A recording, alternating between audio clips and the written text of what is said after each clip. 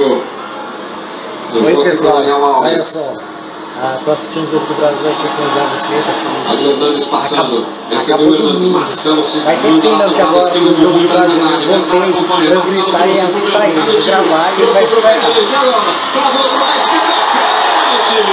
Na hora do gol, se fizer, eu vou gritar e ele vai voar. Vou gritar no gol dele.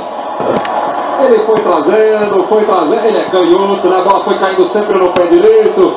Aí ele falou, vou criar uma situação. E no que ele travou para trazer para o pé esquerdo, olha o deboche. Comemorando, aplaudindo. E o final de jogo, com bons contra-ataques da seleção brasileira. Contra-ataques bem organizados, sabendo aproveitar o espaço que a França tem oferecido. E sem errar passes, né? Para o contra-ataque ser perfeito, houve dois aí seguidos perfeitos sem erro de passe. Lucas pediu a bola para bater. Já nos acréscimos, entramos no último minuto. O Brasil pode transformar numa vitória elástica esse jogo contra a França. Lucas partiu, pé direito, a batida! Pega, porra! Gol! Caralho! Não deu, ele tem som de pedra. Falou.